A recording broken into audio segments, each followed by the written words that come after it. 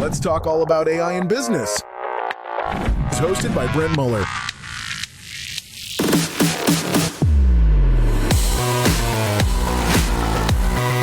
Welcome to the Future Proof Podcast.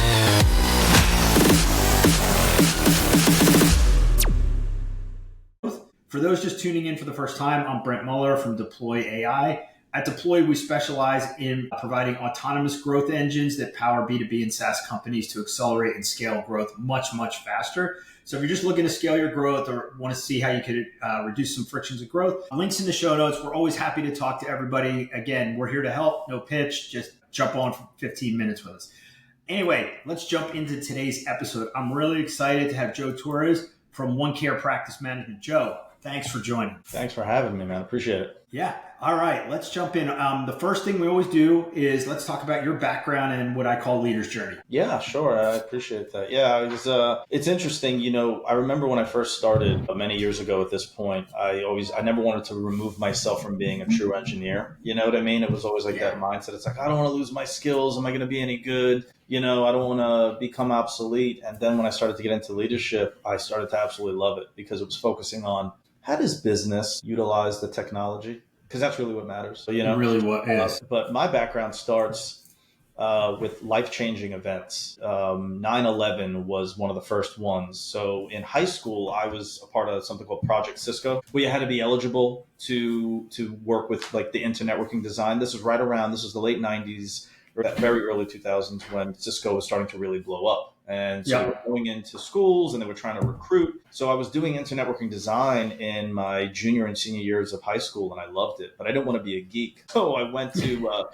ended up getting into a college in New York City. It's part of the CUNY system. And I went for forensic science. So I didn't really move the needle much from the geekiness, right? So, but then you were watching a lot of CSI back then? Yeah.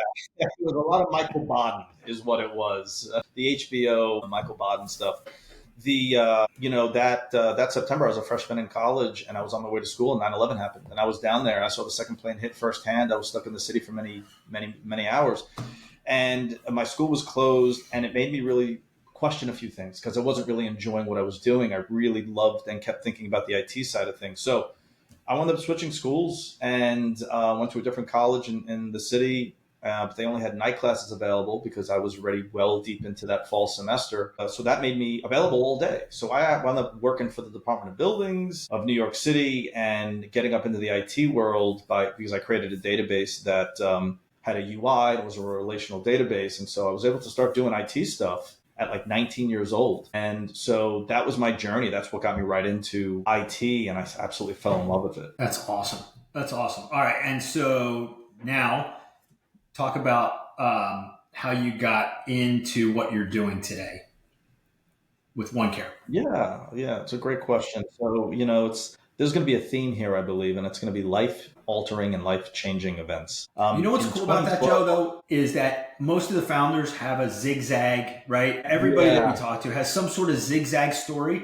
and yours are just triggered by life-changing events. Right. 9/11 being the first. Yeah, it's interesting you say that because, you know, I've met a lot of amazing people and everyone has a story, right? Everyone has a story and it's very interesting to hear their story. What got me into where I'm at now, which is running our healthcare software company, and OneCare is our latest SaaS-based product as AI automation. We'll talk a little bit more about that in a little bit. But in 2012, I was actually in a head-on collision on a motorcycle. And I was left in the hospital for over a month and I was in a wheelchair for 3 months, had 22 bones broken head to toe. And before that, I never broke a bone before in my life. I was on my way to the gym. I was doing everything right. But, you know, that's when things like that happen. Yep. And I got introduced to this industry of occupational therapy, physical therapy, and speech therapy. And it changed my life. It allowed me to live a normal life again. And so years later, I had the opportunity to acquire a healthcare practice. And so I currently also run a multi-location, currently have 4 locations in the North Carolina Triangle area of Raleigh, Durham, Chapel Hill. We also have one in Winston-Salem.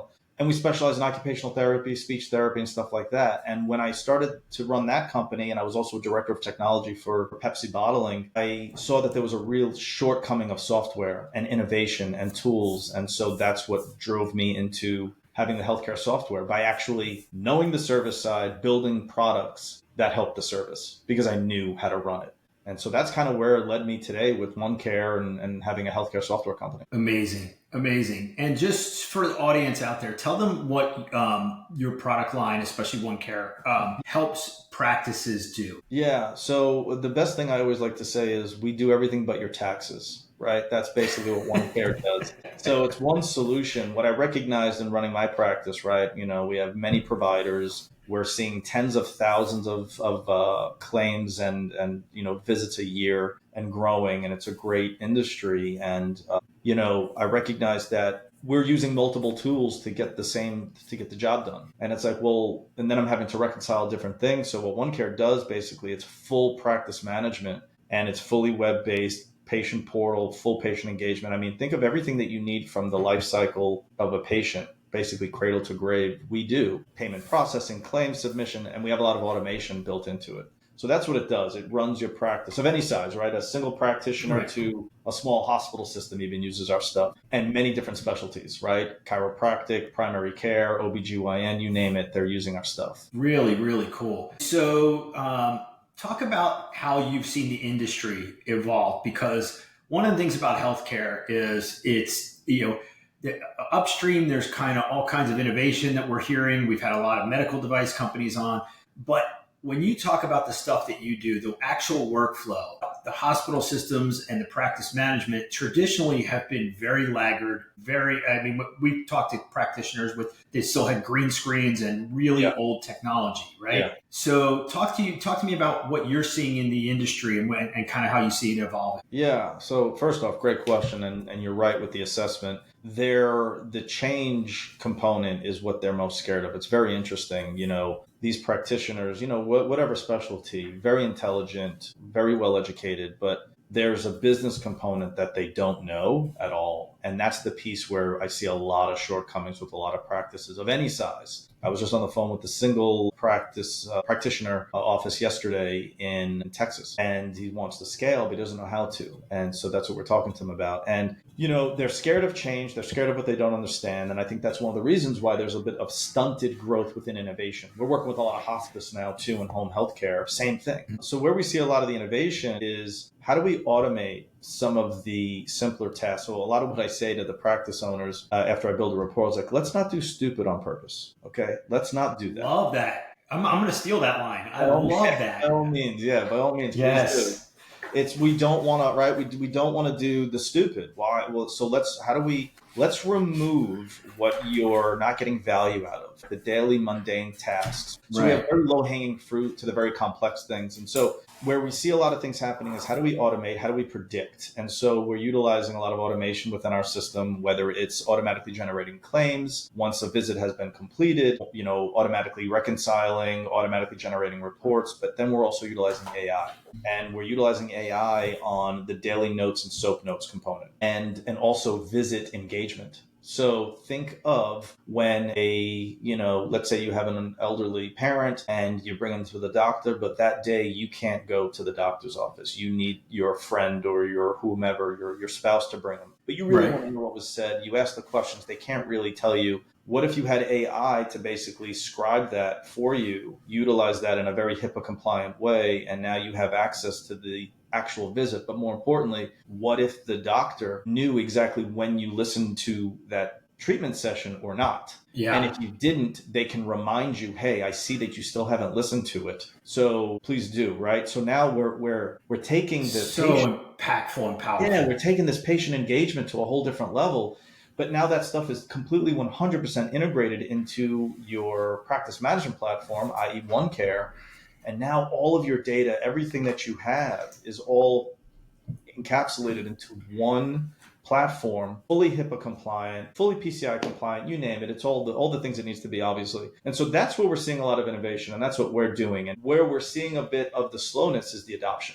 Because adopting new technology specifically. No one likes change, right? No, they don't like change. And more importantly, people don't like to hear them say that they don't like change. But most people don't like change. And so we're doing the tiptoe, right? And then everything's wildly affordable. Like the goal here is not to break the bank, Because once again, I'm a practice owner. I understand how difficult and how thin the margins can be in healthcare service, right? So we don't want to, we're not coming in. And another thing I think, which is helping adoption as best as we can and helping them adopt the innovations is, look, we're not coming in for a money grab. We're here for the long haul. We want to grow with you and stuff like that. So a lot of it is back and forth. And just once again, we want to enhance the engagement. We want to enhance the efficiency, and we want them to be able to become continue to stay solvent within their business so that they can continue to grow. More importantly, impact lives by treating.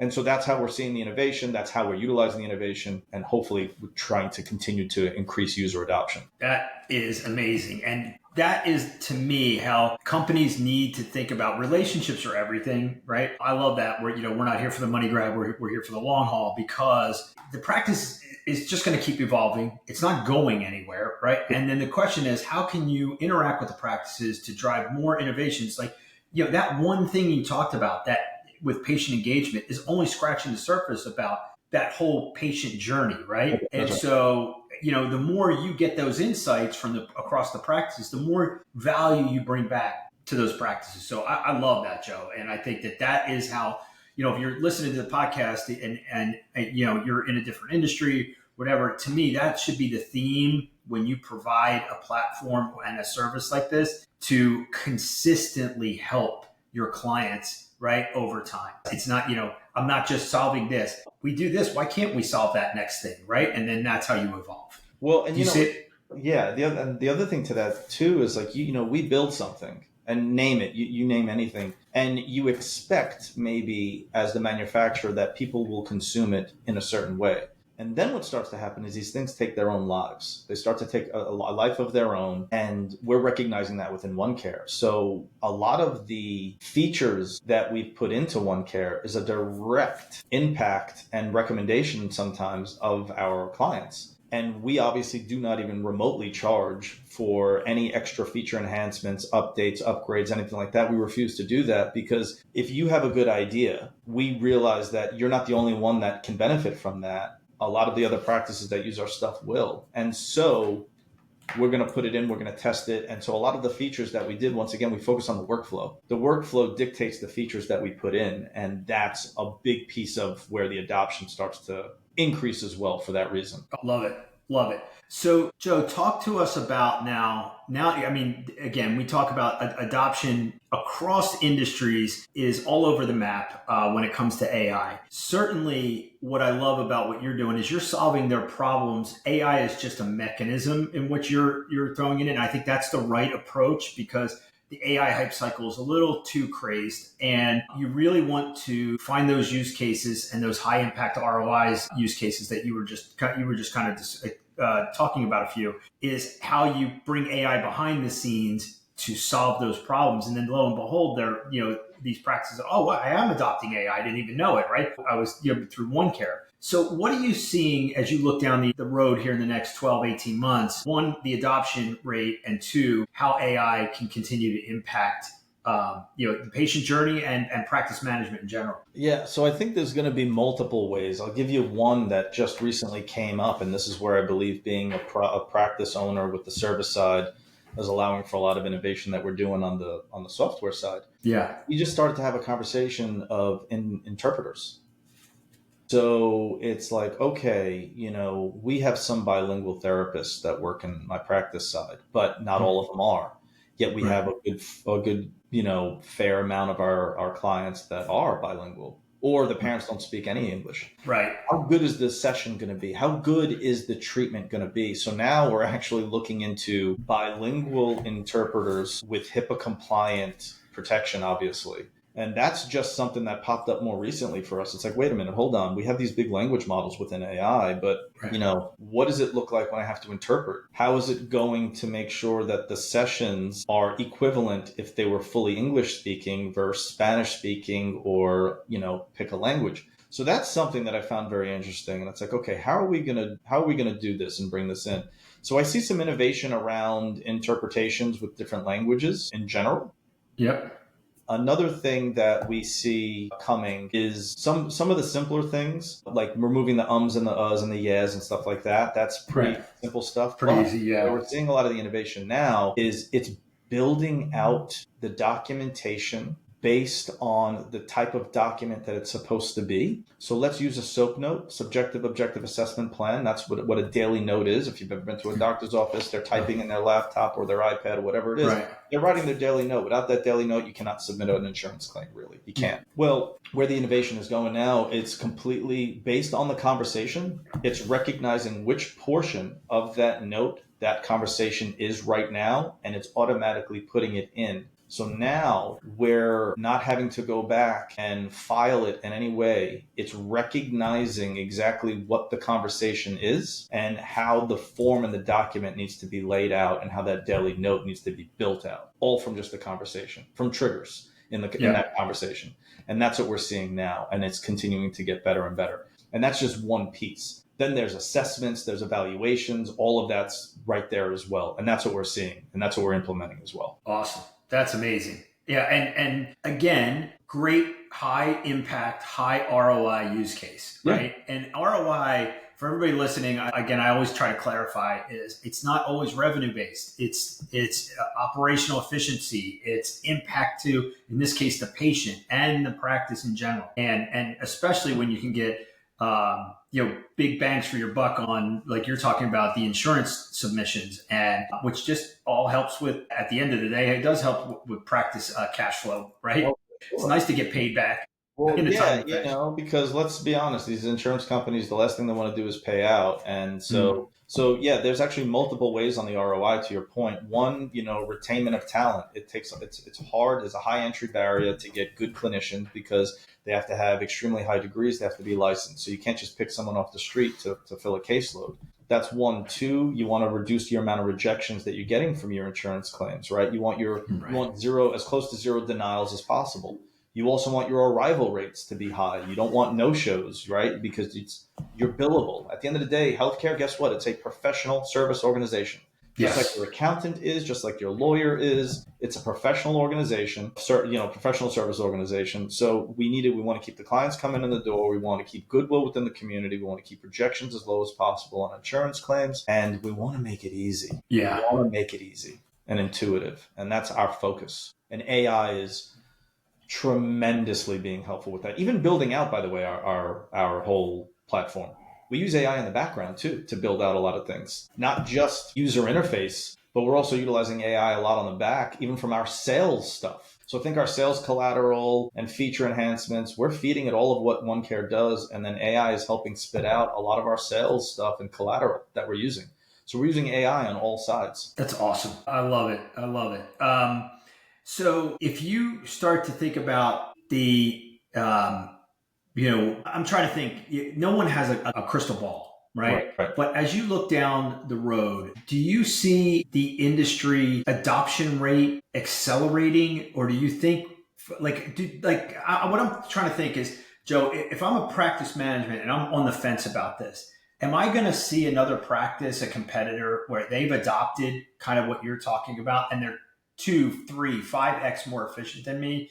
Is that going to force the adoption? Like what do you think's holding them back? Yeah. So it's to your point, no one has a crystal ball. Believe me, if we did, I would have known that my water heater was going to break this morning and I would have prepped appropriately. But I think that people are scared to make the wrong choice. And another thing that happens specifically in healthcare practices is you have these providers that own the practice, but the people running the practice are their front office people, their office administrator, their office manager, and stuff like that. They're more concerned with how are they going to respond to the change than they are about making the decision for change. And I hope that makes sense what I'm saying. Yeah. Right? Because what they don't want is mutiny on their hands and a mass exodus of the people that are essentially running their practice on a day-to-day basis. The reason why?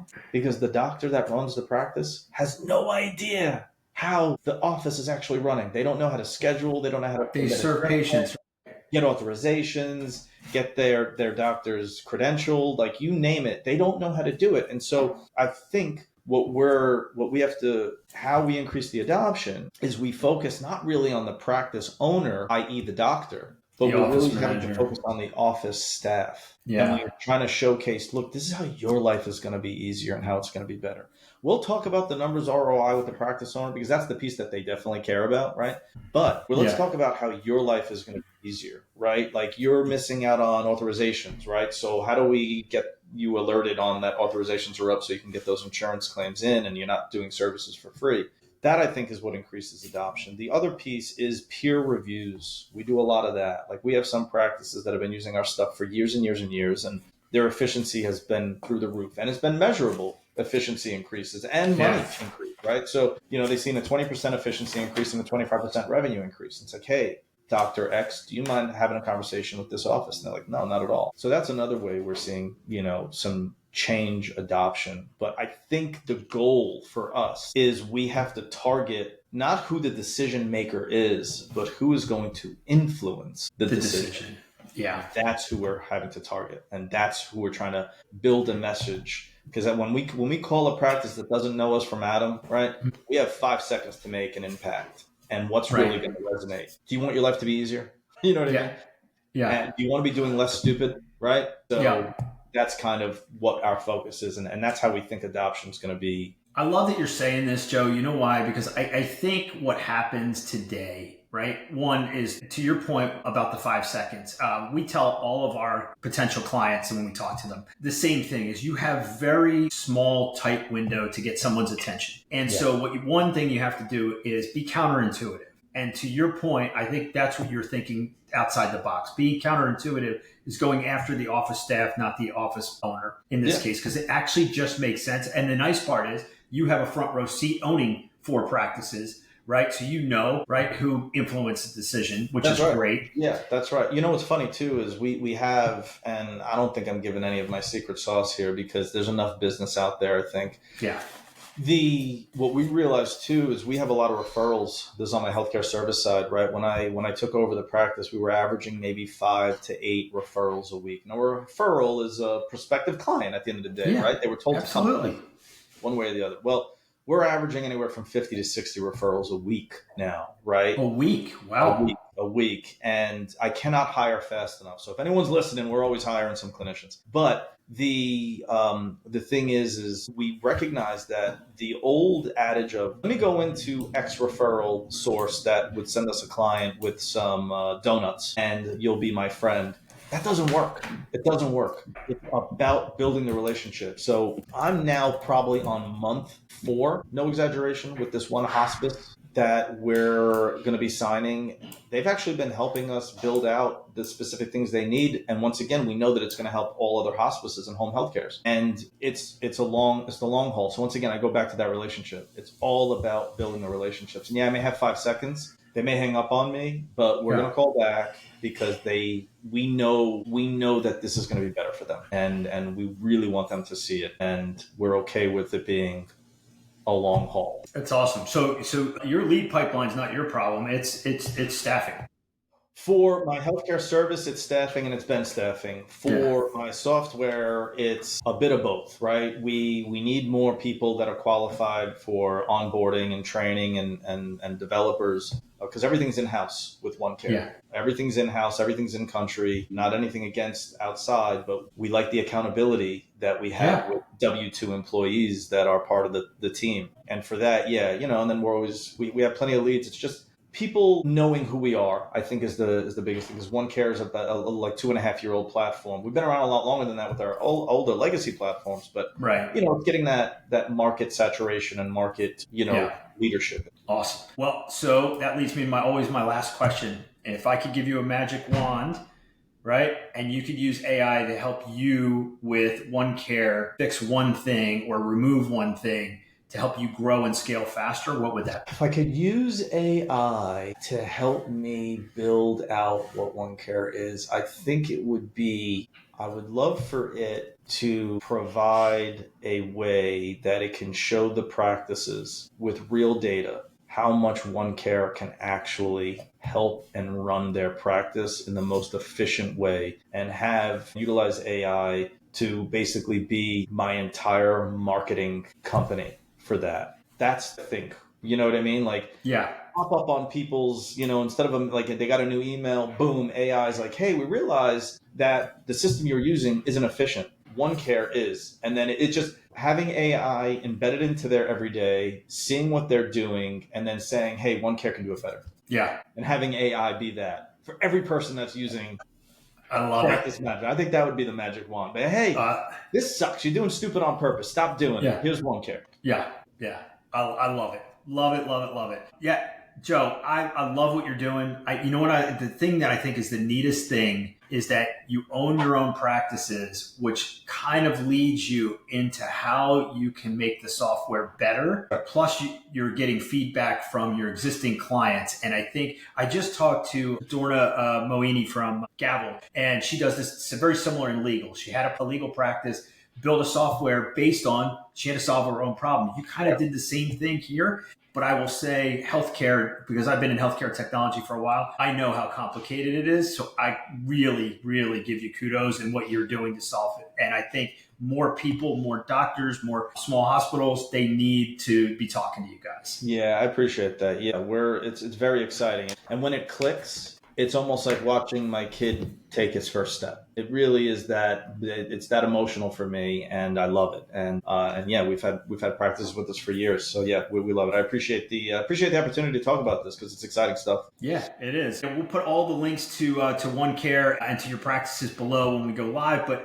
just tell everybody how to get in touch with you guys. Yeah, sure. Appreciate that. Yeah. So our website for OneCare is OneCarePM, PM for practicemanagement.com. So OneCarePM.com. We're on all the socials as well, and then my healthcare practice is Developmental Therapy Associates, so developmentaltherapy.com, and and we're on all the socials as well with that. So yeah, that's how they can see us and see what we're doing. We're doing a lot of cool stuff with social media and just keeping people engaged because people like that. Love it. We just need to get more people with their eyes on OneCare. So fantastic. Yeah. Love it. Joe, thanks for spending time with us. We'll be up and live pretty soon. And for everybody watching, that wraps up this episode of Future Proofed, and we will see you on our next one. Bye for now. Wow. If you're ready to embrace change and lead with innovation, be sure to subscribe and never miss an episode. Thanks for tuning in to the Future Proof Podcast.